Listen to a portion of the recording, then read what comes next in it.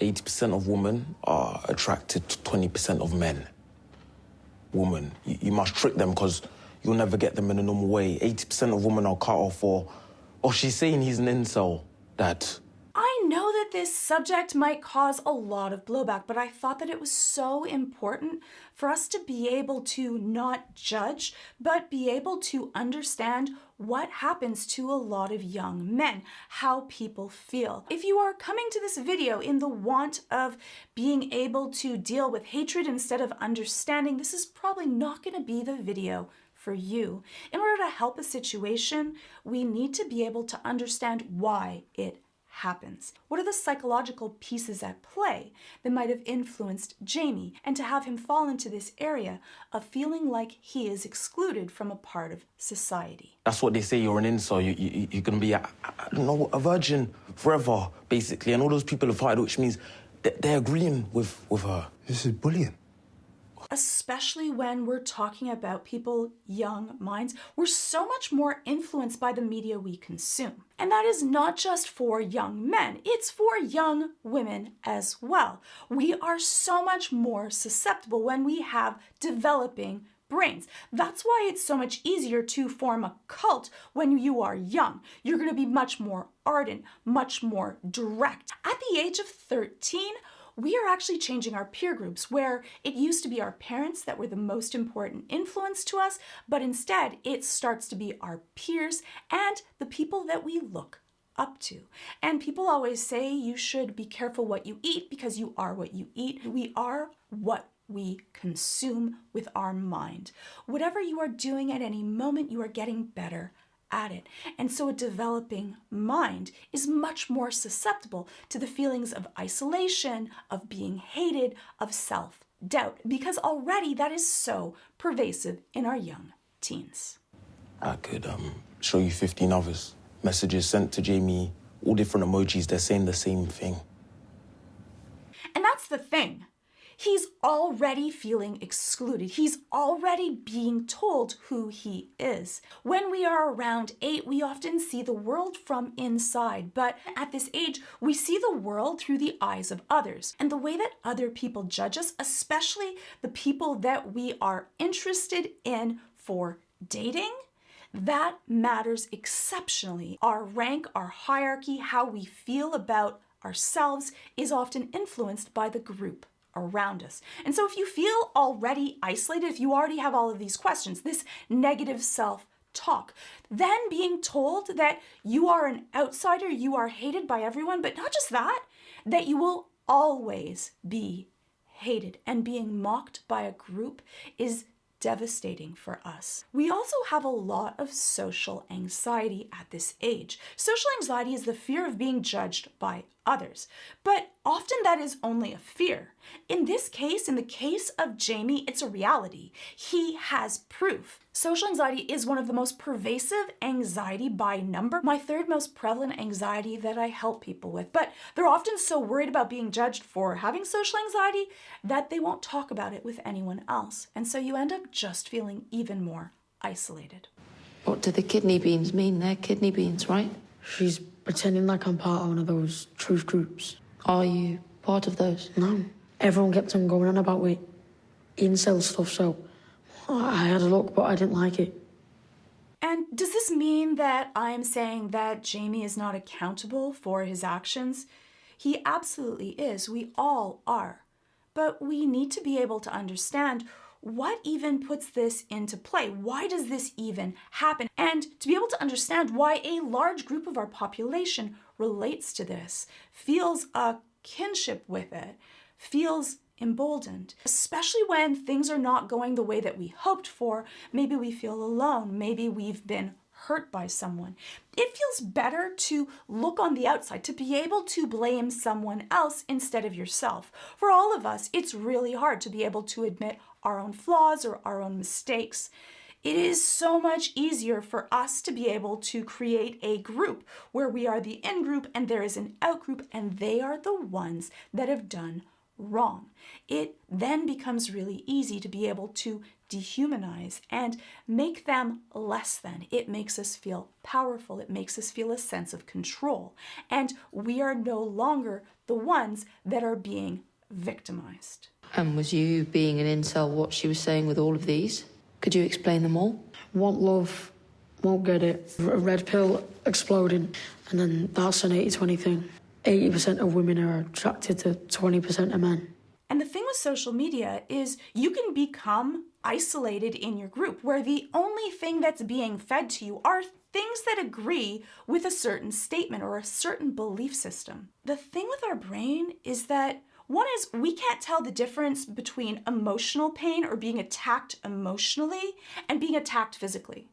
Someone attacks you emotionally or your identity, our brain reacts with the same amount of anger and rage as if we are being attacked physically. The more that you do something, the better you get at it. And if you don't have any opposing views, if the only thing that you're eating is that you are less than and people hate you and you will be alone, even if that's a complete lie, you hear anything enough times, you will believe it as fact. I do think they're right about that, though. And lots of people liked her comments quite a lot. Once you start a belief system, you end up with a confirmation bias that you see things, you have them come out at you, things that make your belief system that your brain will already protect and want to keep. Changing thoughts, changing beliefs is really difficult for our brain, and we will often protect even a lie, even a negative thought process that causes you pain. And that's what we call cognitive dissonance. So our brain doesn't want to change a thought process because that will make us have to change a whole bunch of things in our life. And change was often really dangerous for us. Remember, we're dealing with very primal systems. Our brain has not evolved much in 100,000 years. Anything that you do and you repeat over and over again, especially negative thoughts, they're just true. I deal with that all the time. And most people's negative thoughts are not factually true, but when they first state them, they will defend them as truth no matter what they are. None of us are excluded from this. And so it is so important to be able to pay attention to what we consume in our media. That's how advertising works. You hear something over and over again and it becomes true to you. And if you are constantly feeding that you are going to be alone and you are less than and people hate you, that will be what you believe. You must have found that quite cruel. Why did she do it to you? Because I'm ugly.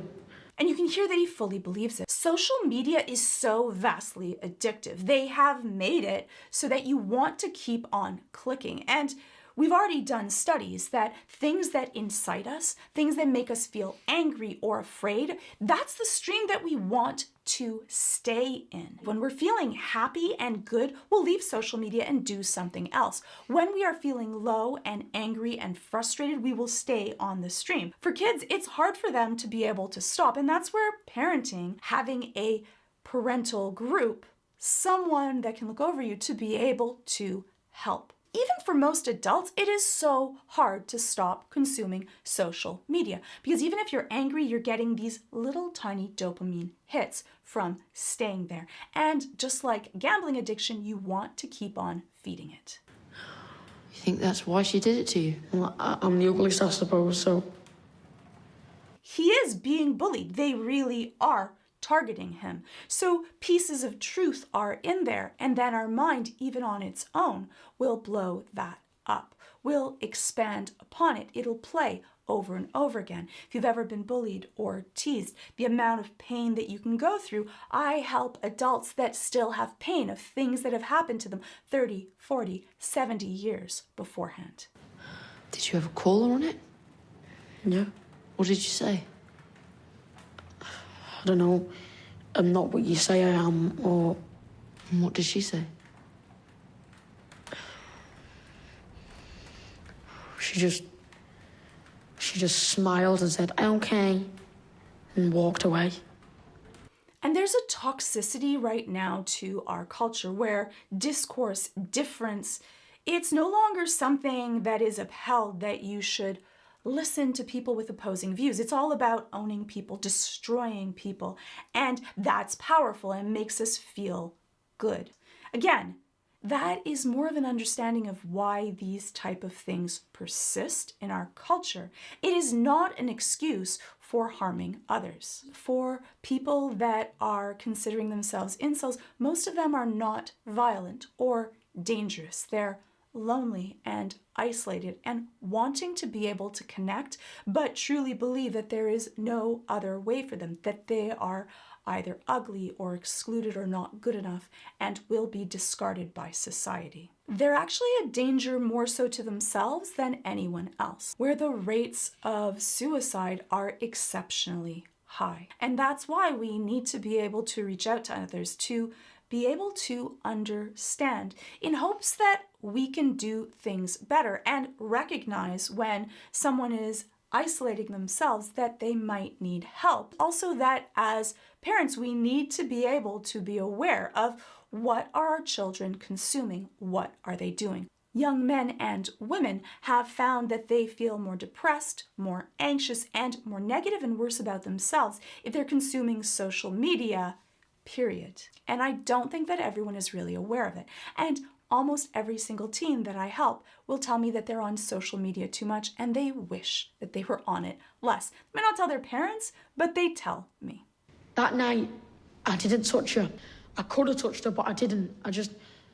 I had a knife. She was scared, but I didn't do that. I could have touched any part of her body I wanted to. I really wanted to, but I didn't. Most boys would have touched her. So that makes me better. In this case, he believes that because he didn't touch her, that he hasn't done anything wrong, that everyone else would do that.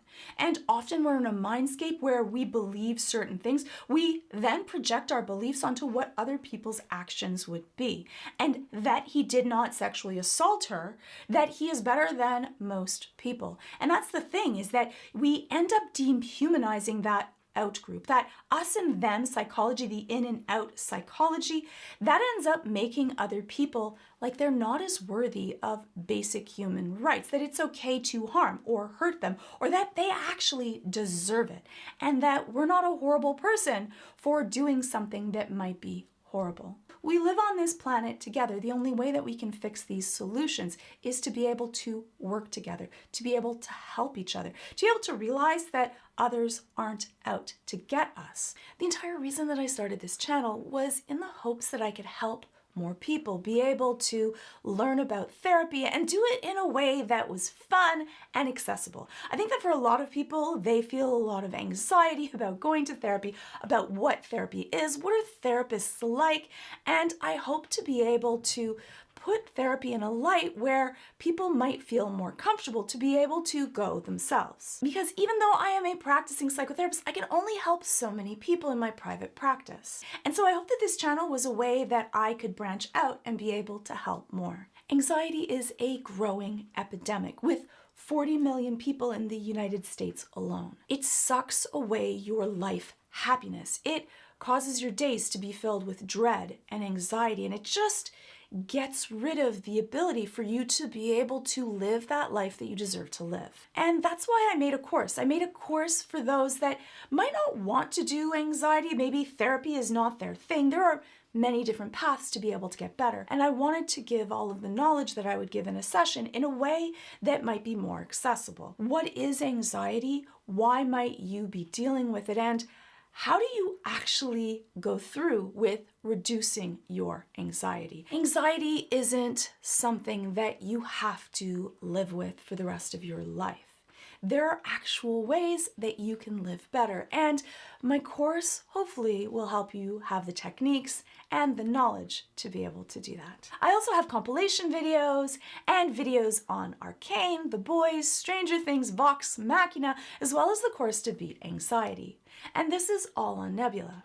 You also get exclusive originals like The Getaway, I'm on it, Real Science, Archaeology Quest, trying to make sense of the X-Men cinematic universe. There are 200 amazing creators on Nebula, and they all have original content, things that you can consume with new videos being added every day. You also have access to guest passes, so you can send that person that you know, perhaps someone that's dealing with anxiety, they can get exclusive Nebula content for free and be able to take a look at it and hopefully live better themselves. And all of this is ad-free, sponsor-free. And if you sign up using my link, please use my link, you can get an annual plan of Nebula for 40% off, $36 a year. And clicking on the link really does help out my channel, so thank you to everyone that does.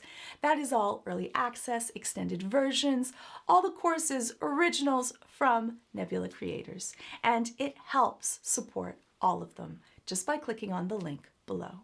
So thank you, Nebula, for your support of my channel, and hopefully I'll see you in the next video. So that is a little bit of Jamie and the psychology and why he fell into this trap and the repercussions of it. You can let me know your thoughts about Jamie and adolescence in the comments below.